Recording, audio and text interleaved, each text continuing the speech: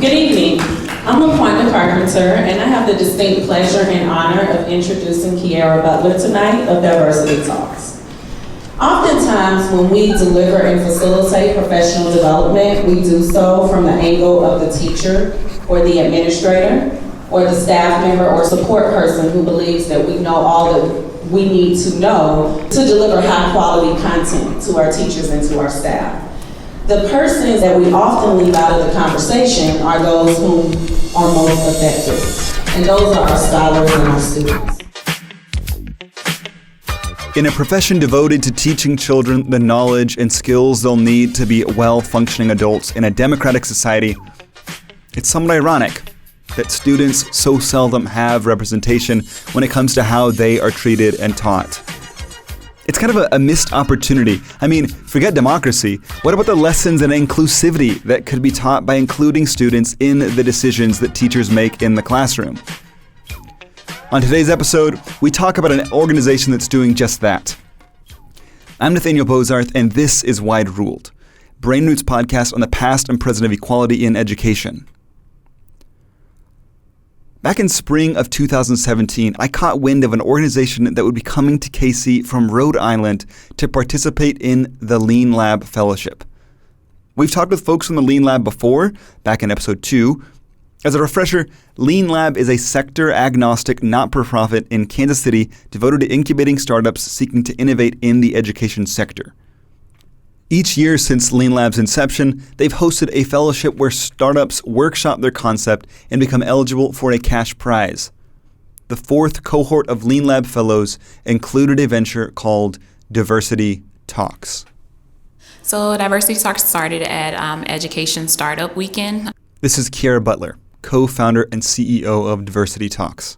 They came to Providence and they wanted us to focus on education, like equity within education. So they pushed all of the innovators to build an innovation that focused on equity. And so I pitched that I believed in student-led professional development for educators. My co-founder, Taliq Tillman, he pitched that he wanted more empathy in classrooms. He's really big on theater and expressing yourself in classrooms. And so he wanted to see more empathy. Taiwo Demola, she's another co-founder. She wanted a shared space online. So she really believed that there should be an online platform for educators and students to basically have conversation and foster relationships. And so we spent 54 hours figuring out a way that we could put all of those ideas together and it would achieve the goal that we were trying to reach, which was to dismantle the education system for what it's known of, which is basically to prepare students to work in factories. So 3 people who don't know each other meet at this big event called Education Startup Weekend. Each of them has their own plans to make waves in the education system. They hear each other's ideas, and they are humble and open-minded enough that they somehow envision how their ideas could come together. Their collective goal was no less than a complete education overhaul. They looked at how our education system was set up, how it perpetuated disproportionate and inequitable power, and they laid their stake in the ground. We wanted to make sure we were meeting the needs of every student. And so what better way to do that than to have student voice? We wanted to give them the perspective of the student, and we wanted them to relinquish their power. Fighting for justice and equity is all about power dynamics. The history of the United States, and any nation for that matter, is how the distribution and transfer, be it quiet or violent, of power. The traditional classroom setup places an educator at the front of the room, wielding ultimate power over their students. And there are reasons why this makes sense when you think about an expert dispersing knowledge to non-experts. But when the culture we're all swimming in is rife with embedded biases and inequities, the seat of power is bound to also teach and perpetuate those inequities. Changing the power dynamic, teachers relinquishing their power, opening their ears to listen to the wisdom and insight of their own students changes the classroom experience entirely. Here's some audio from the first time I ever talked to Kiara when I was still trying to understand the concept. Am I understanding right that Diversity Talks is primarily professional development for teachers that's led by students? Yes, you're 100% correct. It's professional development for teachers. It's 100% led by students, and it's grounded in the cultural competencies of diversity, equity, and inclusion. The students it's literally, when I say 100% led by students, they come up with the workshops and everything. They come up with how they think it should be delivered depending on the topic. And then they work with the districts to see what their needs are. To recruit the student facilitators from a school, Kiara might do things like post flyers, speak at an assembly, or have a sign-up table in the commons of a school. Think the same way you would recruit students for like student government or something. Interested students then go through an application process. Students chosen to be the Diversity Talks facilitators then get trained over combined about 25 hours, gaining a critical level of competency around issues of diversity, inclusion, and equity. In return, the students get more than just expert knowledge and a cool experience. The student facilitators, if they complete 12 hours of the professional development, which is considered a Diversity Talk series, then they will receive a $500 stipend as well as a $5,000 scholarship. Wow, So that's awesome. That's each year that they're a student facilitator. But they don't receive the scholarship until they actually graduate. Okay. It doesn't matter if it's a 4-year degree or a 2-year degree or a vocational college or any of those things, they'll still get that money. Kiara, Taiwo, and Taliq had some initial successes with Diversity Talks. They ran a pilot at an Empowering Educators of Color conference on September 15 of 2016. Later, they participated in a sort of Shark Tank-style pitch at the Blended Impersonals conference where they won a $1,000 award. And then one of the judges encouraged them to apply for the Lean Lab Fellowship in Kansas City, Missouri. I was like, well, I don't know. And he said, but we give up to $35K in seed funding. I said, okay, we'll apply. And so that was, I think, like in April, I believe. And the application actually opened later that month. And so it was a really rigorous application process, and I decided to go ahead and apply for it. I was like, I can't lose anything from applying. And if she won, Diversity Talks would become a full-fledged company with the award funding. Taliq and Taiwo, though still in high schools, helped with the application while Kiara led the process. But even for her, getting into the fellowship would cause some complications. Kiara was working full-time as a special assistant to superintendent of Providence Public Schools. If Diversity Talks got into the fellowship, she, Taliq, and Taiwo would have to fit the fellowship into their already fully booked schedules. Of course, Diversity Talks did get into the Lean Lab Fellowship. Kiara would fly back and forth between Providence and Kansas City to complete the fellowship, using vacation days each time she did. You got into Kansas City last Wednesday. Tell me what it's been like. Tell me what you've learned, what's happened. So Kansas City is different. So I'm from Mississippi, so nothing is a shocker to me when it comes to race, power, privilege, and oppression. But moving to Rhode Island, it was a complete culture shock because it's so diverse and everyone's so open-minded. And I was used to closed-mindedness as a Black lesbian. I was used to like being, told that I'm an abomination. And then I get to Rhode Island and they're like, we love everybody, right? Rainbows hanging from the sky. And to come to Kansas City, it puts me back in the mindset that I'm in Mississippi, which is weird in a way because it's like I'm going backwards. But then it is also helpful because I know that it's needed here. And what have you done so far as a part of the fellowship while being here? So I've attended coaching sessions and I've gotten a lot of feedback on like my business model, my pitch. First time I pitched, I was like, in your face, I'm Black, I'm a lesbian, I'm a woman, I'm oppressed, I'm marginalized. It was all of these things. And they were like, wait, you can't do that. And I was like, why? And they were like, because some people will shut down and not even get to what you're selling or hear the meaning about it. Right? And so then I was like, I'm not going to whitewash Diversity Talks because then that goes against what Diversity Talks is for. Diversity Talks is meant to make people feel uncomfortable because that's when change begins to happen. But then I was told that your workshops is what makes people uncomfortable. You're fostering that space within your workshops. You're building the trust within your workshops. But your pitch should not make people uncomfortable. One of the things that Kiara learned about the education system in KC fairly quickly was the high suspension rate in KC that disproportionately affected students of color. Kiara got connected with the mayor's office and worked with them to hold a suspension summit for area educators to address the issue. Taliq and Taiwo flew in to act as the student facilitators for the summit since circumstances didn't allow Kiara to recruit and train students from Kansas City districts. On September 6, 2017, Taliq and Taiwo led an implicit bias training workshop at the summit. So I would like to invite the white identifying group to come and take the stage.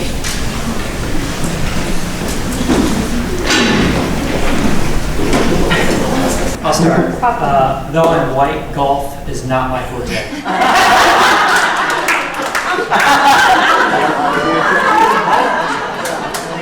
So they did this thing where they had all people who identified as being members of some group, be it white, male, female, Latinx. Then, one by one, people on stage would state something about themselves that made them somehow non-stereotypical. And then, kind of like the icebreaker game, Never Have I Ever, people who shared that unstereotypical quality in common would step off the stage. This would continue each time until the stage was empty. Can the women please come take the stage? Although I am a woman, I am the breadwinner of my family. Although I'm a woman, I do not like to shop. Yes. This goes on for a bit. The next voice you're going to hear is Taiwo Demola, then you'll hear Taliq Tillman. Can you guys give yourselves a round of applause?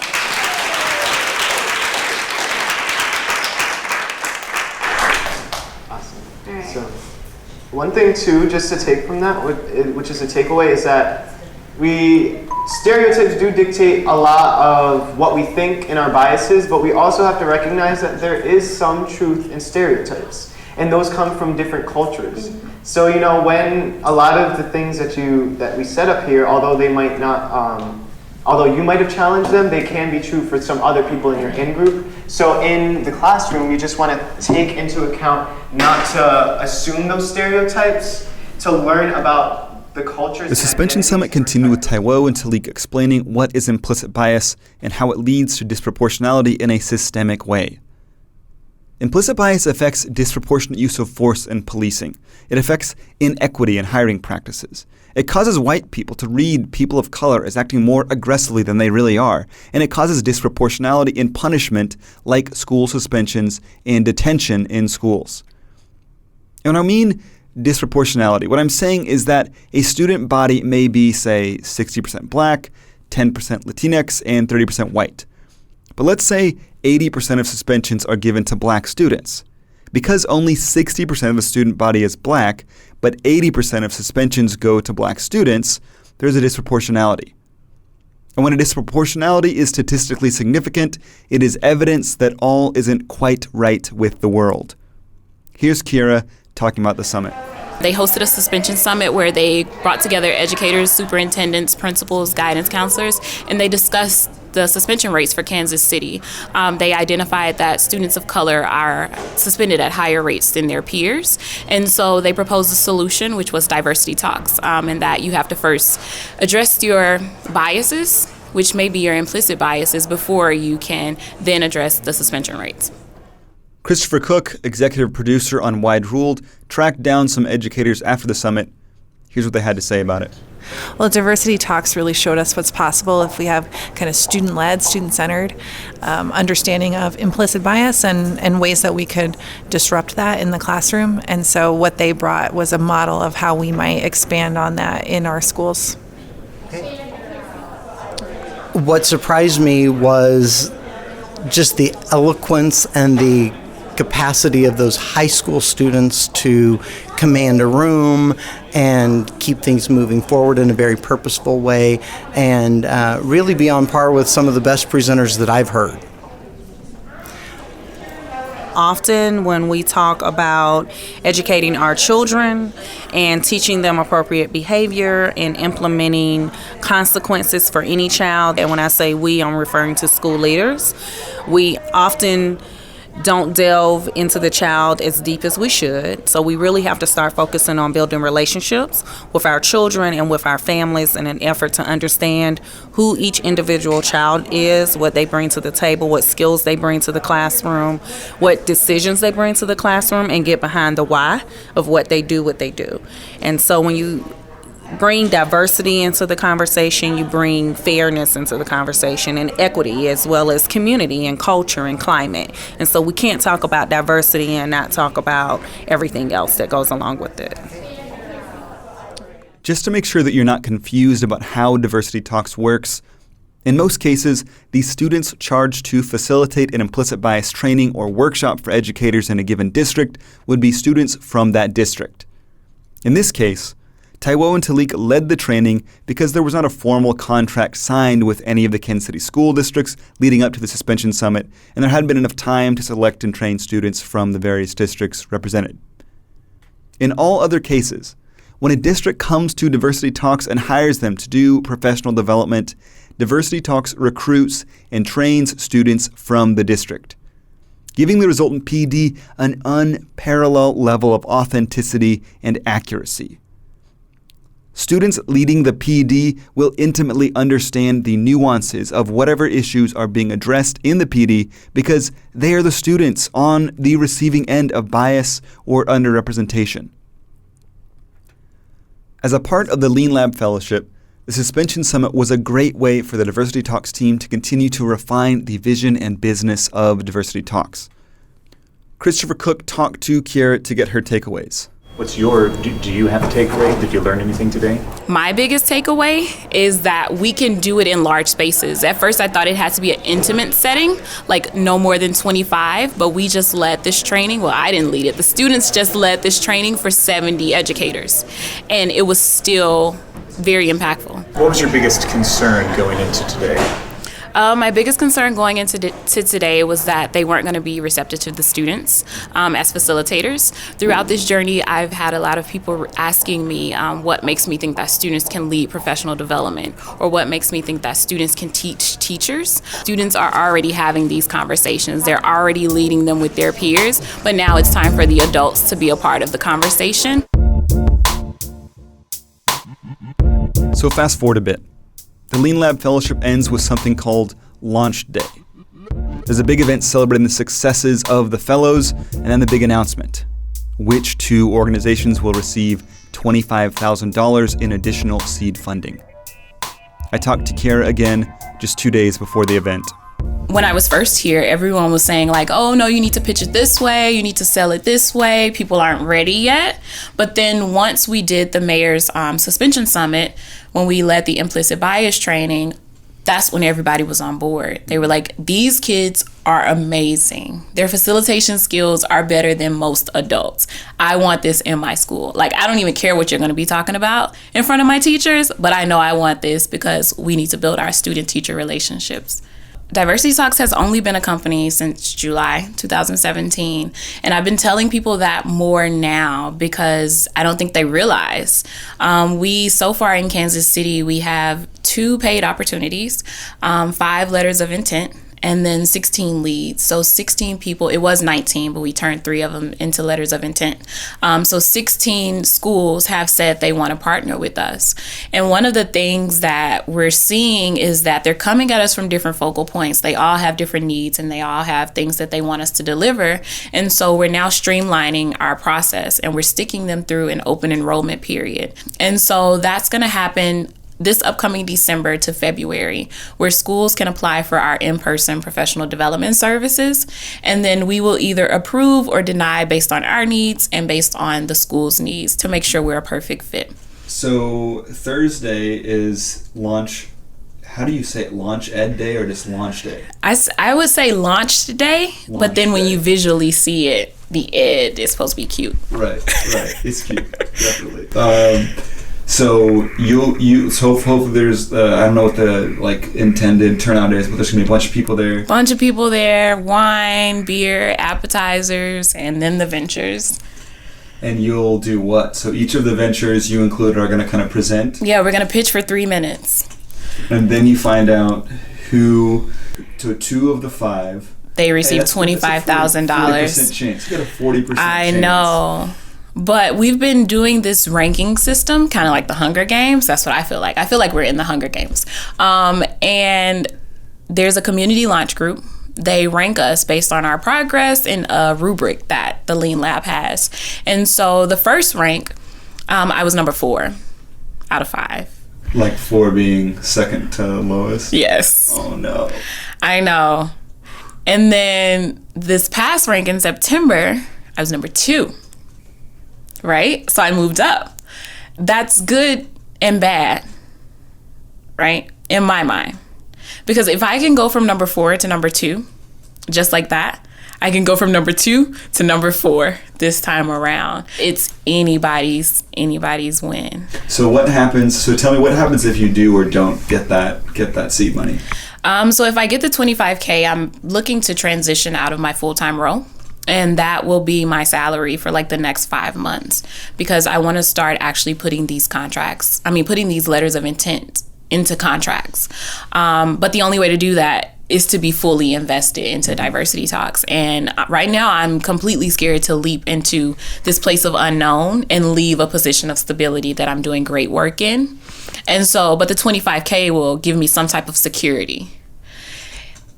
If I don't get it, it may take a little longer for me to take the leap, but eventually something will have to come through, and then I'll take the leap that way.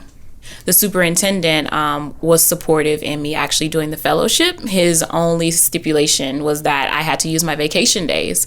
And so coming up on Thursday, I've exhausted all of my vacation days for the year. And when I say the year, I mean actually the school year, like until July 30th. So I have no more vacation days. So I would literally be at work every day that is not a federal holiday if I don't get this $25,000 from the Lean Lab.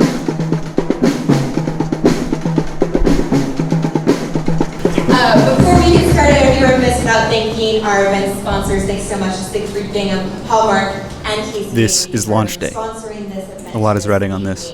As well as the City of Kansas City and the Economic Development Corporation for seeding the seed fund grants that we'll be giving away tonight. And our ongoing supporters, the Ewing Marion Kaufman Foundation, the Hall Family Foundation, and H&R Block Foundation as well, for giving continuous programmatic support.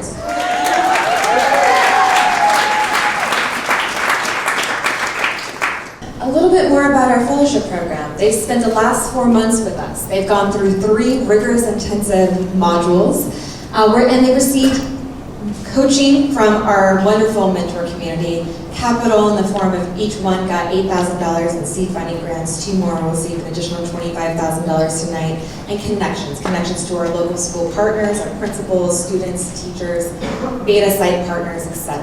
Then they play a short video recapping the fellowship, talk a little bit more about how representatives from the community graded each fellow against our rubrics to select the 2 grantees. Then each of the 5 fellows pitched their venture to the crowd after being introduced. Good evening. I'm LaQuanda Carpenter, and I have the distinct pleasure and honor of introducing Kiara Butler tonight of Diversity Talks. Oftentimes, when we deliver and facilitate professional development, we do so from the angle of the teacher or the administrator or the staff member or support person who believes that we know all that we need to know to deliver high quality content to our teachers and to our staff. The persons that we often leave out of the conversation are those who are most affected, and those are our scholars and our students. And so Kiara Butler and her team of Diversity Talks have created a platform and an avenue whereby which they train students to enter schools throughout the country, and hopefully this will be a global initiative and a global platform, but they train students who will train and facilitate staff members about what it feels like to walk into their schools each day. And so LaQuanda's introduction goes on a bit more.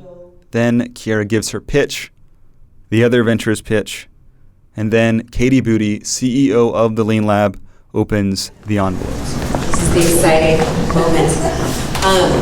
Stephanie, will you bring one of those giant checks up here, please?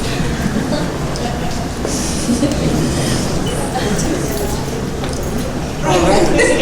The first team we're going to announce as the winner of the first $25,000 award and the first time our community launch group has awarded this is to Transport. No dice. The co-founders of Transportant come up to the stage and give an acceptance speech. Then, the second grantee is announced. And our final award tonight is going to Boy Scout.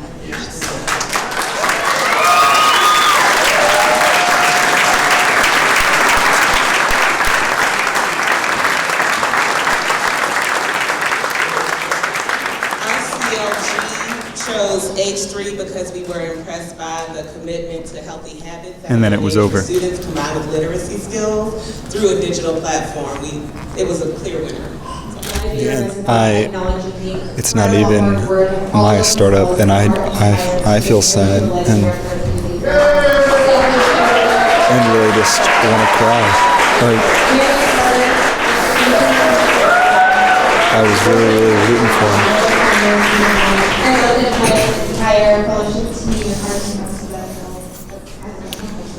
I'm actually I'm like scared to talk to Kiara. I just feel so bad. I want her to win so bad.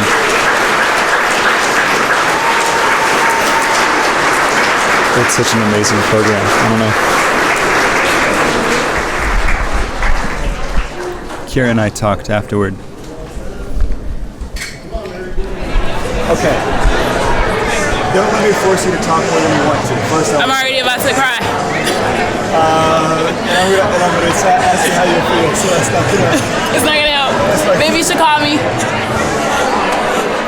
It's up to you. Alright, so what am I gonna do next? I'm gonna go back to Rhode Island. I'm going to regroup. I'm gonna execute on the LOIs that I have in Rhode Island.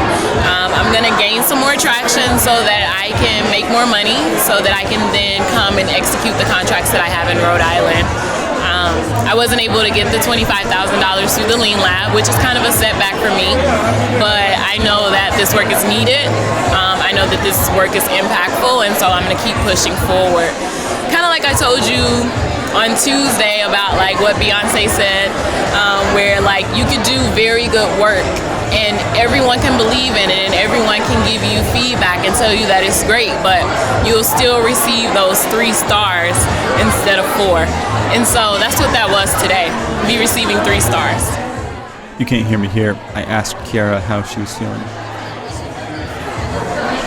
I'm disappointed a little bit. Only because people say that this is needed, right? And they say that it's a pain point. But then when setbacks like this happen, you kind of question, like, was it all smoke and mirrors? But I know that from my personal experiences that this is something that is going to help our youth and it's going to help our teachers, and that eventually when they become older, they'll be able to give back to the students that are in the education system. Thank you. It felt like a total tragedy. Like something good and right in the world had yet again gone wrong. Like something that should have been wasn't going to be. But Kiara doesn't give up that easily. Kiara continued working for Providence School District and continued plugging away at moving diversity talks forward after hours and on weekends. In her search for what were her options for ways to move diversity talks forward, she uncovered a grant focused on uncovering the root causes of inequity in schools. The grant stipulated that applicants must be school districts, so Kiara, feeling like this grant was a perfect fit for diversity talks, worked with Central Falls School District in Rhode Island to form a partnership so they could go in for the grant together. The grant was $295,000, and they won it. Through the grant, as of February 1st, 2018, Kiara was able to begin devoting herself to Diversity Talks full time. Diversity Talks will be able to run their first full pilot of the student-led PD program in the Central Falls School District, further testing and refining the process as they go along. The partnership with Central Falls then led to another success. The New School Venture Fund has provided capital for education innovation since 1998. In 2015, New School began developing a portfolio of investment funds especially targeted to propel diverse leaders to success in their ventures. And in April of 2018, New School became the first organization to invest in diversity talks. Taiwo Demola and Taliq Tillman remain engaged with diversity talks, sitting on its advisory board while they go to college starting this fall. Earlier this summer, Kiara hired her first employee at Diversity Talks, a full-time program coordinator. This school year, they will execute a total of 11 contracts. Diversity Talks has expanded its reach, now also offering their dynamic style of training in nonprofit and corporate settings. And as they execute these contracts, they plan to measure the effectiveness of their professional development toward continuing to strengthen and refine their process. Diversity Talks is a young company. In under a year, Kiara hit significant milestones. She workshopped the concept through the Lean Lab Fellowship, partnered with a school district to receive significant grant funding, and received funding from her first investor and hired her first full-time employee. Looking back, Kiara said she was actually happy that Diversity Talks didn't receive the grant funding from Lean Lab. If they had, she wouldn't have reached out to Central Falls School District and applied for the grant. Without that grant, she wouldn't have gotten investment from the New School Venture Fund. It all worked out. To learn more about Diversity Talks, visit diversitytalkspd.com. I'm a huge fan and look forward to their continued success and very, very important work. I'm Nathaniel Bozarth, and this has been Wide Ruled. Big thanks to Kiara Butler for being so patient with me, letting me follow her around throughout the fellowship, and then taking so long to put this episode together. Additional thanks to Christopher Cook, owner of Brainroot Light and Sound and executive producer of this podcast. Also thanks to anthropologist Jenna Wyrick for transcription help on this podcast. Thanks, Jenna.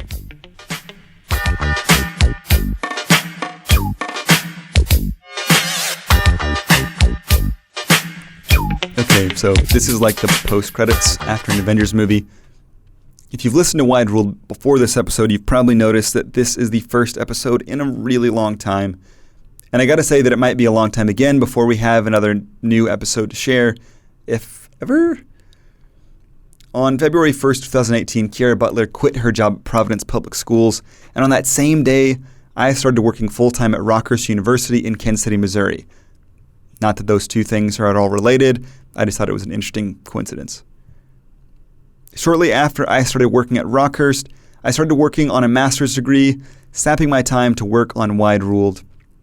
And it's been a really good change for me. To be honest, I didn't do so great emotionally or mentally as a freelancer. And I didn't have luck finding significant funding for Wide Ruled. I feel a lot better getting a steady paycheck, and I'm enjoying new challenges at work.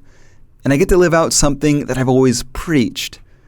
We need anti-racists everywhere in every type of position in society. We need pervasive influence in culture to move the needle. So though my title at Rockhurst University isn't specifically about combating racism and inequity, I'm excited to continue to find ways to fight for greater equity at Rockhurst and in my community.